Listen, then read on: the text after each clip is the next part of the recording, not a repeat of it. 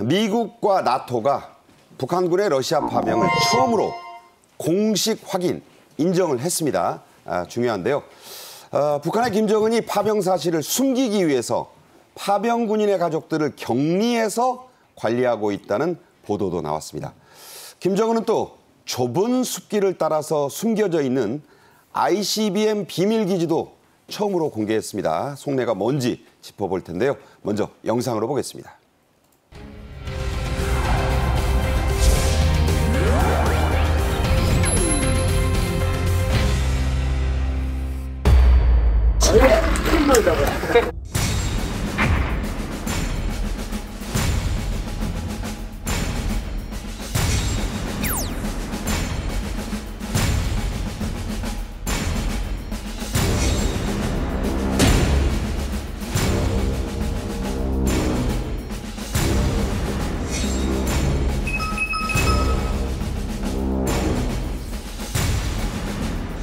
앞으로도 언제나 반전사주 전선에서 언제나 러시아와 함께 있을 것임을 다시 이 기회를 빌어서 강원하는 바입니다.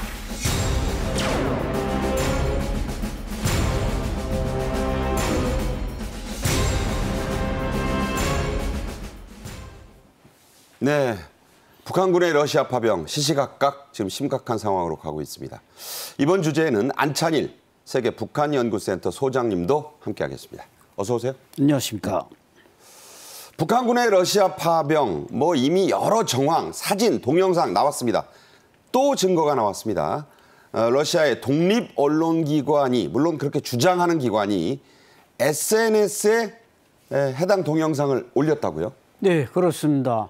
이미 여러 차례 이제 녹음된 북한 군인들의 말투 또 모습, 군복을 지급받는 모습 이런 게 다 공개가 됐습니다만 이번에 또 다시 완전히 북한 군인들의 말투, 억양 이렇게 이제 공개가 돼 가지고 특히 이제 아스트라라는 이런 SNS에 공개됨으로써 또 미국이나 이런 데서도 인정함으로써 북한군의 러시아 파병은 이제 기정사실화됐다 이렇게 말씀드릴 수 있습니다.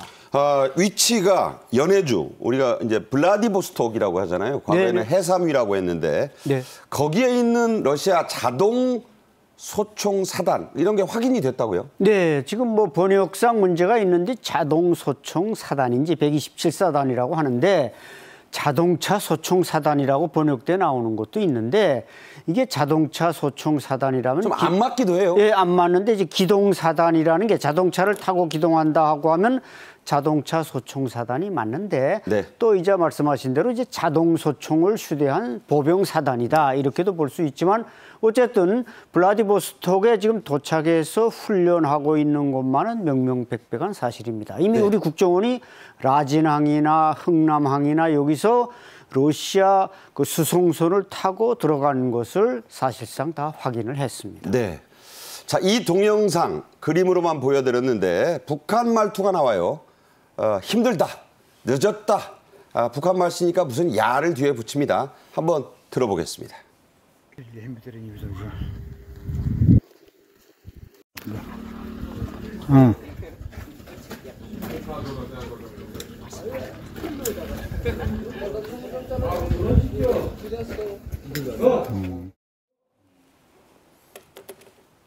네. 자, 자막으로 표시해드렸는데 들립니다, 저는. 자, 안 소장님이 들으실 때 이게 북한군이 맞는지, 그러니까 복장이나 말투가 있고요. 저 말투 어떻게 판단하십니까? 네, 말투는 100% 북한 군인이죠. 그래서 우리가 흔히 특수작전군 하면 이제 저 특수 11군단 아닙니까? 아까 화면에 김일성 광장에 나가는 것만 봤지만 저 김일성 광장에 뽑힌 특수작전군은 보통 키가 1m 80cm는 돼야 되고 지금 러시아에 등장하고 있는 저 북한 군인들은 키가 지금 1m 70 정도밖에 안 됩니다. 네. 그러니까 전시용과 이 보통이 차이가 나는데 어쨌든 러시아 군복을 입은 사람 중에 저렇게 북한 말투를 쓸 수 있는 사람이 어디 있겠습니까? 무슨 공화국 같은 데 사람은 못 쓰나요? 못 씁니다. 그게 무슨 우리 한인 이런 그 세대가 있다고 하지만 그 사람들은 100% 러시아 말을 하고요. 아. 지금 또 러시아군의 다국적 군대로서 뭐 저기 무슨 저 싱가포르나 일부 군인들이 가 있지만 그 사람들은 북한 말을 절대 쓸 리가 없기 때문에 네. 저건 뭐 어느 하나라도 이제 북한군이 파견됐다 이게 확인이 되는 겁니다. 네. 신분증을 위장하고 외모가 뭐 아시아계라고 해서 저런 말을 쓸 수 없다는 게 군인을 실제 북에서 하셨던 안 소장님의 정확한 분석이었습니다. 북한군이 이르면 23일쯤에는 우크라이나와의 전선에 최전선 말하는 겁니다. 거기에 도착할 것이라는 우크라이나 정보당국의 분석이 나왔어요. 네, 우크라이나 정보국장의 발언입니다. 그래서 북한군이 빠르면 23일에 쿠르스크에 도착할 것이다. 그러니까 이곳은 이제 그 우크라이나 북동부잖아요. 지금 보시는 대로. 네, 저기 저 동그라미치인데. 네, 그렇습니다. 그런데 이제 이 우크라군이 진격을 하면서 이 지역을 점령을 했다라는 것입니다. 그런데 여기 지금 북한 교관이 40명이 재배치가 되어 있는 상태고요. 이 우크라군에 의해서 수백 제곱킬로미터가 점령된 최전선이니까 굉장히 위험한 지역에 러시아군이 아닌 말이나 제대로 통할지 모르겠습니다만은 네. 북한군을 배치한다라는 것입니다. 그러니까는 딱 생각이 드는 것이 자국의 군인의 목숨을 대가로 해서 김정은이 과연 무엇을 러시아로부터 받았을까가 궁금해지는 대목이거든요.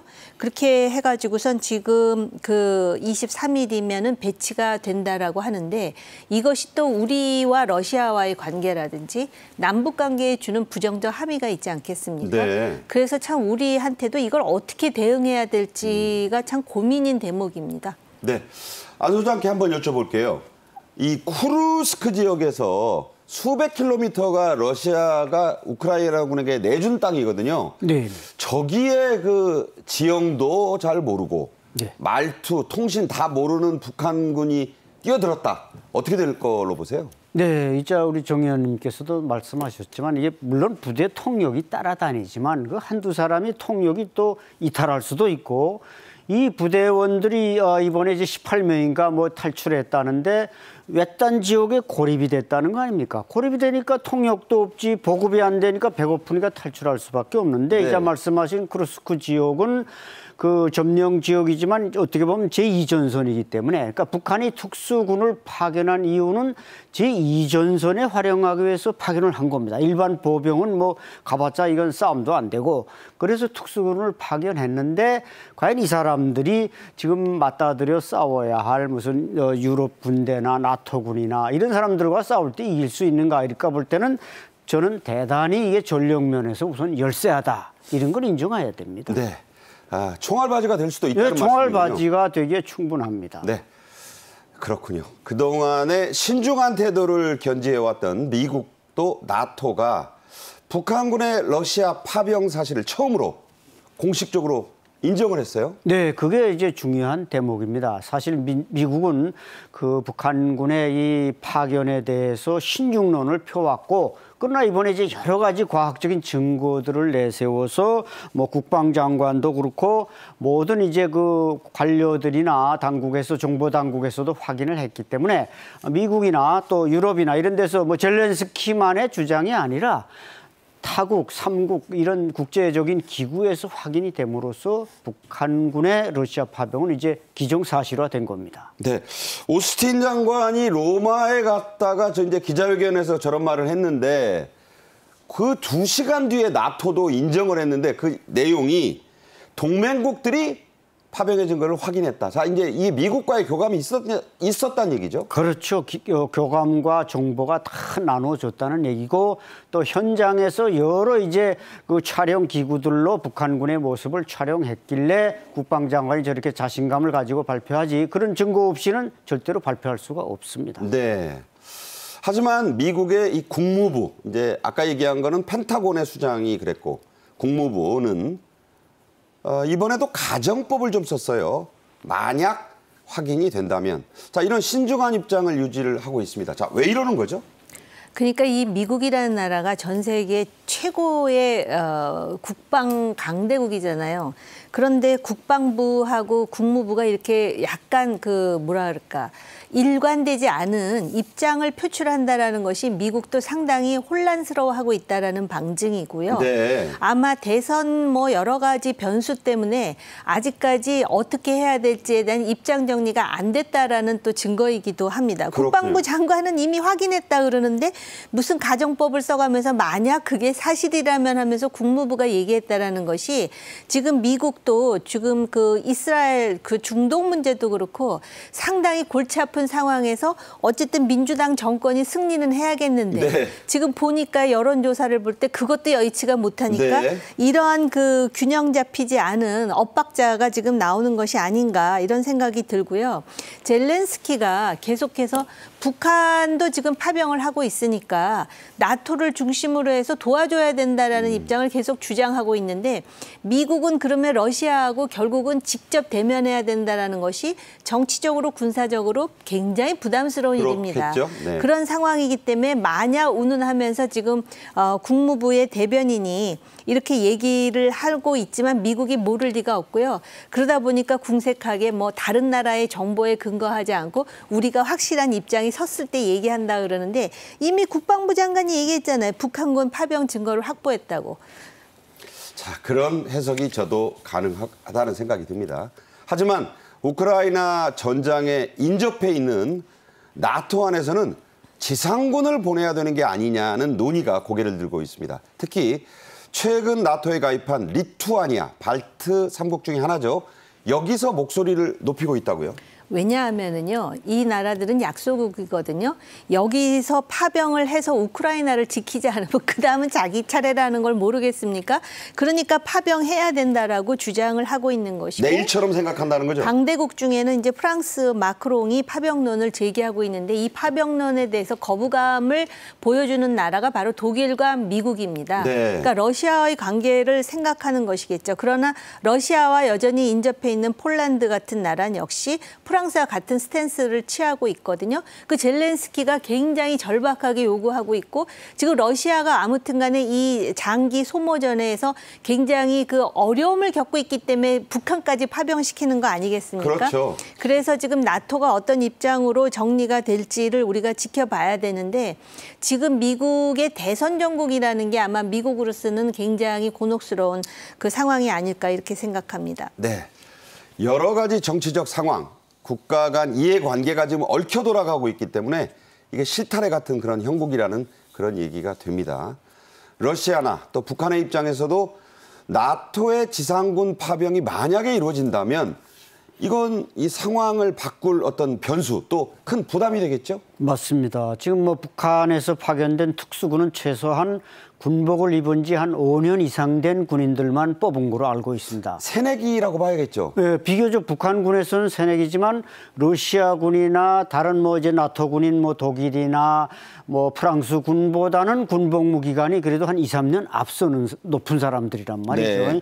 그럼에도 불구하고 이제 독일군이나 또 프랑스군은 이 장비나 이런 데서 상당히 현대화돼 있고 네. 결국 북한군이라는 건 특수군이라는 것은 몸뚱아리는 북한에서 왔지만 장비, 군복 모든 게 다 러시아제입니다. 네. 그것이 호환은 잘 되지만 과연 러시아제 무기나 기술이 이런 나토군하고 견주었을 때 어느 쪽이 우월한가? 뭐 당연히 나토군이 우월하기 때문에 북한군으로서는 공포심이 좀 올 겁니다. 네. 자, 우리 국방정보본부는 북한이 석 달치 전쟁 물자를 비축했다, 쌓아놨다는 분석을 내놨습니다. 자, 이건 참전 준비 아니겠습니까? 아니 이미 참전한 상황 아니겠습니까? SNS를 통해서 지금 거기서 나타나가지고 북한말 쓰는 걸 우리가 지금 확인하고 있지 않습니까? 그래서 지금 3개월치 전쟁 물자를 확보했다라는 것입니다. 9월까지 컨테이너 2만 개 분량의 무기를 이제 러시아로 지금 반출하는 것이 아니냐 이렇게 추정을 하고 있고요. 북한 군수 공장 200곳의 중요 공장을 지금 요새화를 지금 하고 이미 요새화돼 있는 상황인데 평안남도에 많다고 그러죠? 그렇습니다. 네. 그리고 그리고 러시아항의 수출 무기 공장을 지금 풀 가동하고 있다라는 것이거든요.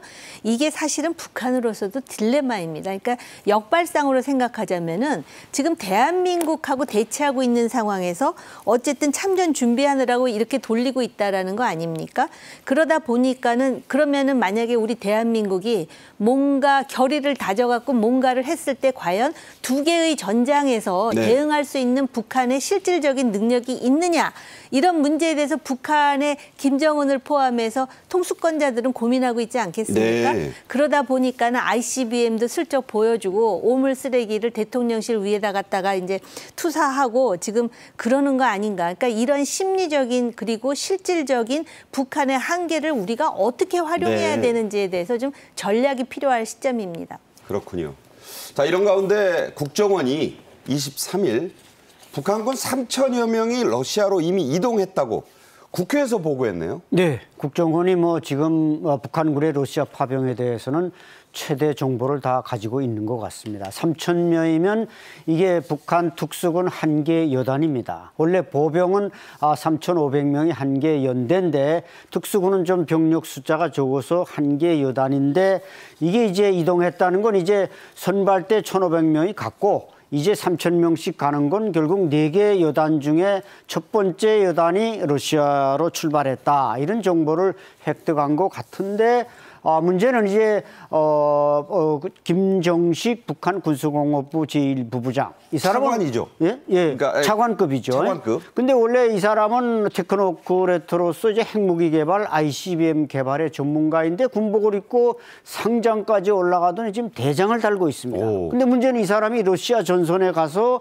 그 파병 문제 이런 걸 이제 관여한다는 것은 그 찍혔어요, 사진이. 찍혔다는 건 뭐 사실 파병보다도 이 사람은 어떤 ICBM 기술이나 미사일 기술을 도입하기 위해서 거기 가서 소송거리고 있지 않나 이렇게 분석이 됩니다. 네, 상황이 이런데도 북한은 러시아 파병 사실을 주민들에게 특히 파병군인 그 당사자의 가족들에게 철저히 숨기고 있다고 합니다. 그래서 그걸 알게 된 군인 가족들은 따로 격리시켜서 보관을 한다는데 이거 수용소로 보낸다는 건가요? 네, 이 북한에서는 원래 군에 자식이 가면 어느 부대에 갔는지 어느 지역에서 근무하는지를 모르게 되어 있습니다. 아, 몰라요? 예, 우리가 이제 휴가 제도가 있으니까 나와서 다 말할 수밖에 없는데, 그러니까 지금 북한이 대량으로 인력을 북한 밖으로 내보는 건 러시아 벌목공이 있었고 두 번째로 지금 이게 나가는 거 아닙니까? 네. 특수군이.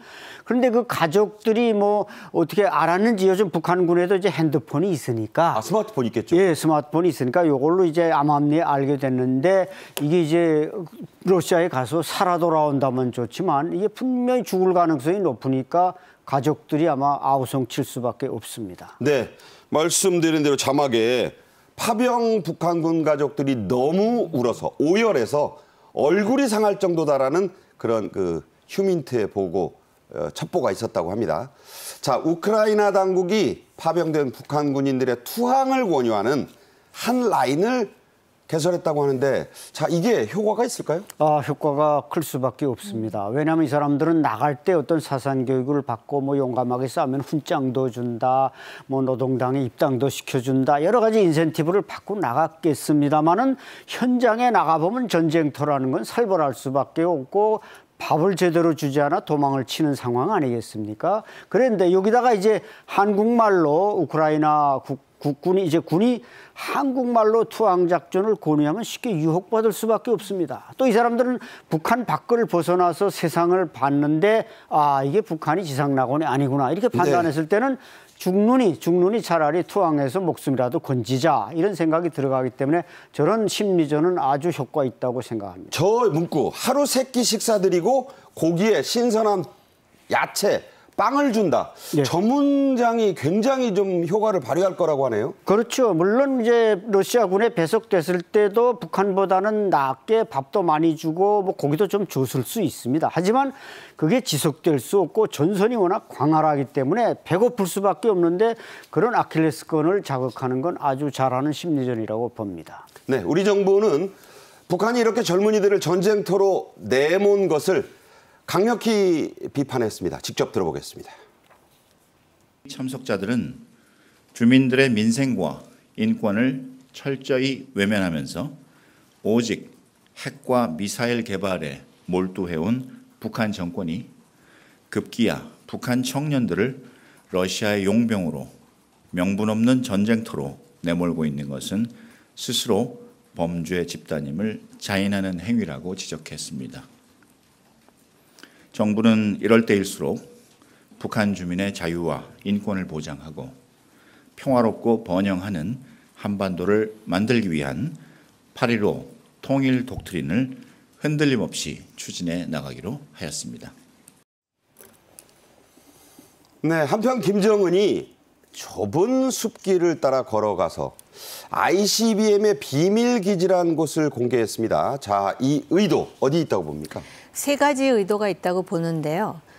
물론 첫 번째는 미국이겠죠. 그 ICBM이 타겟으로 삼는 건 우리가 아닙니다. 미국입니다. 그러니까 우리 이런 것까지 있어. 고체 연료로 이동 발사대로 충분히 공격할 수 있으니까 지금 이런 상황을 계기로 해서 우리한테 딴짓하지 말라는 경고일 수도 있습니다. 이만큼 준비가 됐다라는 것이고요.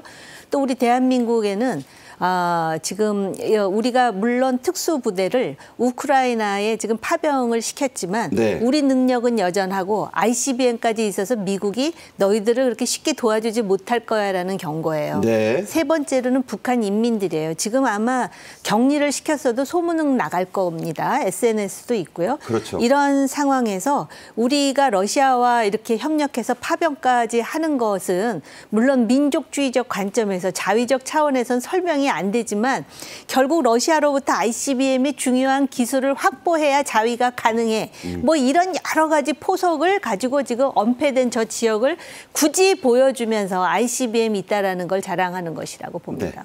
네. 이 ICBM 여러분 아시다시피 미국 본토를 겨냥한 겁니다. 미국 대선이 코앞이죠. 그런 포석도 지금 깔고 있다고 분석하고 있습니다.